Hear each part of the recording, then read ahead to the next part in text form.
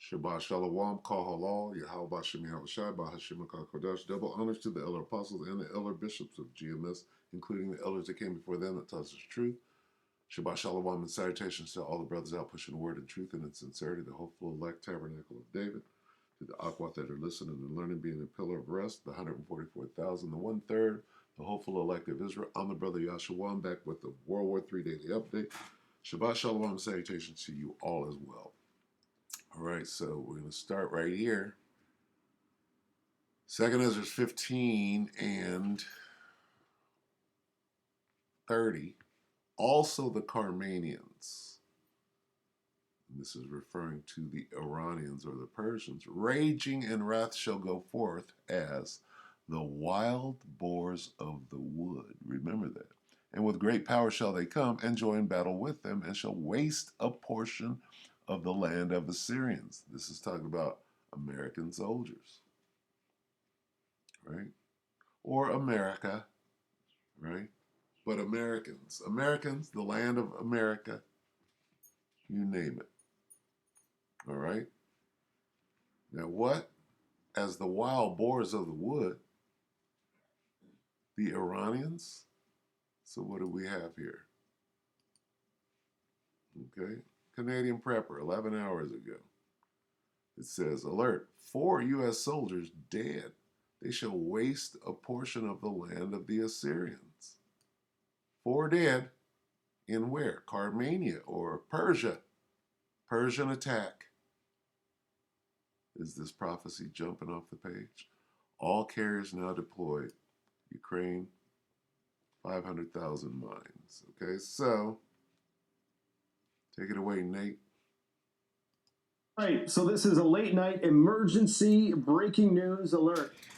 We have, according to Lebanese news service Al Mayadeen, 4 U.S. soldiers who apparently lost their lives as a result of a 15 missile barrage fired by a group associated with the Iranian-backed militias. Now, this has not been officially acknowledged by the U.S. government.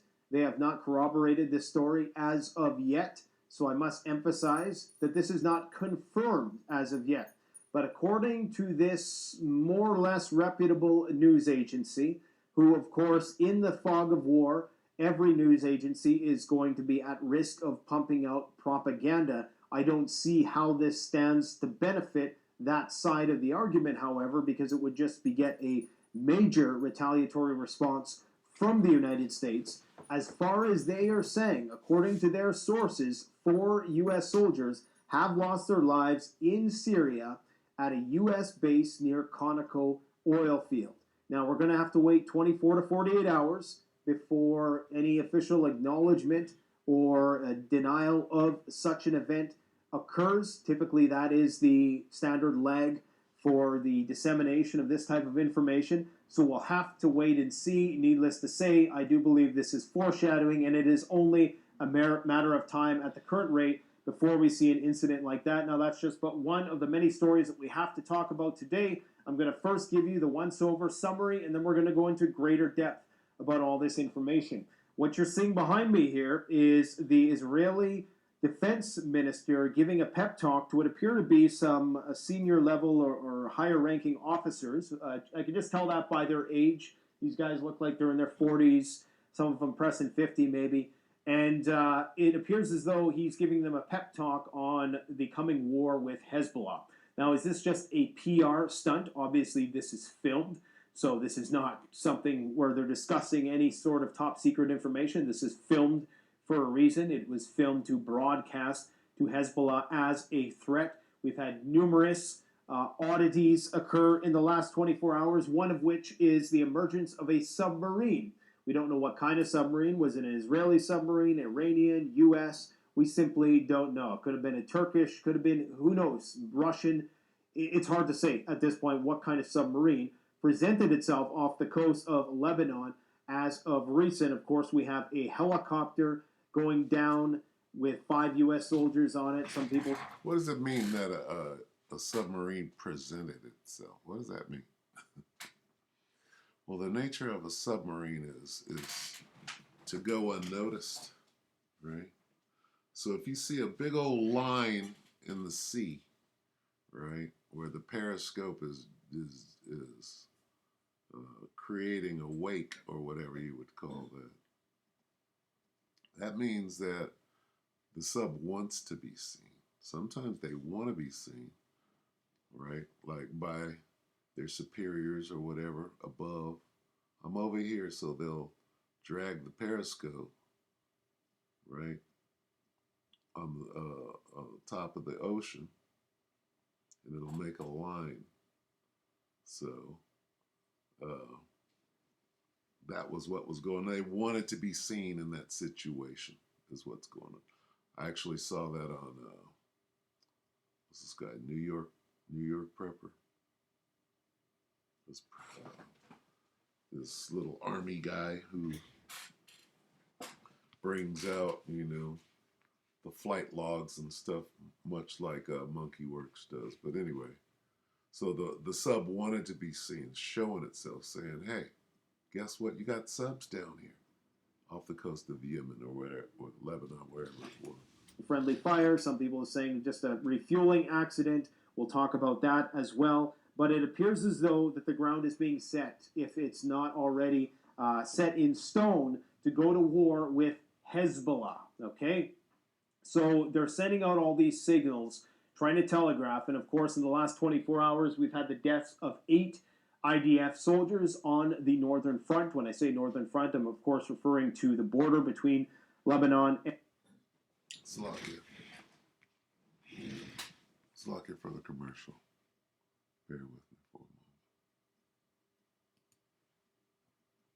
moment. Lebanon and Israel, and 18 casualties, some of those civilians on the Israeli side, countless numbers of Lebanese soldiers, I would imagine, as well. So there's been some massive, I wouldn't say horizontal, I would say it's getting vertical in terms of the escalatory ladder on that front. So everybody needs to just pay attention, because at any moment now, this whole powder keg could explode very, very quickly. It's not going to take a lot.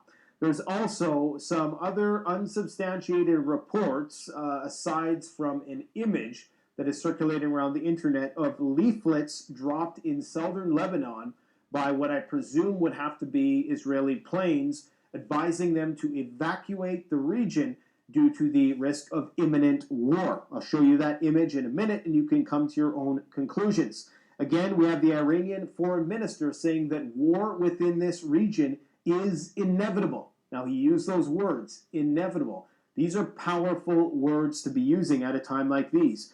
Netanyahu has... And everybody should understand that. If you got your fingers crossed and your rabbit's foot out, hoping that the war ain't going to happen and, it's just going to die down and somebody will call for a peace agreement, that's not happening. All right? Like the man said, inevitable. All right? We're just watching real close to see exactly when it's going to get bad in your region. All right? So remember that word, inevitable. All Arab countries to remain silent while they prosecute this war in Gaza. Now, many are taking this as a threat in light of the fact that 10 out of the 14 Arab countries in the most recent Arab Summit meeting voted to basically impose restrictions, trade restrictions on Israel in response to what they view as a ethnic cleansing in the Gaza Strip, okay? So he's clearly sending a message to those 10 of 14, obviously not the Saudis, the Egyptians, and the United Arab Emirates. Arab. It sounds like the dragons of Arabia are assembling themselves. They're turning themselves, turning back, right? And coming together. Voted against the bill because, of course, it's all about the money, baby, right? Now, you can bet, however, and I will say this, when these countries see the scorched earth policy, and when they hear Netanyahu talking like that you guys need to keep your mouth shut or this is going to happen to you, you can bet that they're going to do anything possible to get out from under the boot heel of the Pax American transatlantic Zionist political scheme. They're going to do whatever they can now to align themselves with BRICS, to come under the Chinese, Russian, nuclear umbrella by hook or by crook. They'll play the game for now. They'll allow the U.S. military to operate in their country for now. But in the long term, none of these countries are ever going to trust the United States or Israel once again because That's it. That's all you need to know. And what that's going to culminate in is mutually assured destruction. Okay, because Russia, China, and the United States got all the missiles, don't they? All right, so we'll go ahead and end it there. Let me get a. Let's see. Let's get.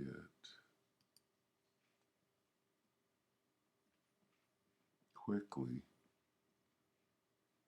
Let's read this real quick because those dragons are going to come together. So, 2 Ezra 15 and 28, behold, a horrible vision in the appearance thereof from the east, where the nations of the dragons of Arabia shall come out with many chariots, and the multitude of them shall be carried as the wind upon the earth, that all they which hear them may fear and tremble. Okay? Jump down. And then shall the dragons have the upper hand, remembering their nature, and if they shall turn themselves, what do you mean turn? Turn back to each other, conspiring together in great power to persecute them. All right?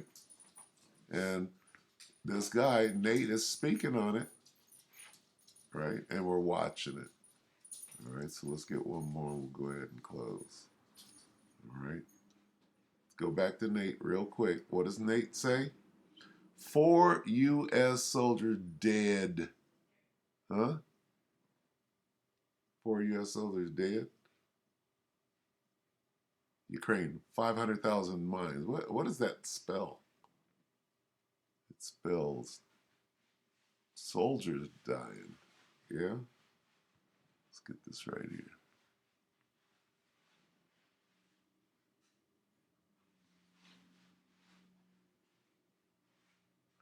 Again, I think we brought this out yesterday, but here it is again. 2 Ezra 16 and 33, the virgins shall mourn, having no bridegrooms. The women shall mourn, having no husband. No, they got shot down trying to refuel their jet. Their daughters shall mourn, having no helpers. In the war shall their bridegrooms be destroyed, and their husbands shall perish of famine. In the war, what? 4 U.S. soldiers dead in Iran attack. All right? So as we can see, the scriptures are just jumping off the page. We're so close to the end. You got to see nothing but the prophecies, not the scriptures, but the prophecies are jumping off the page. Salakia. And we're going to see more and more and more of that as we move closer to the end of the world, as we know. So with that, we hope that the elect are edified, you brothers and few sisters. Shabbat Shalom.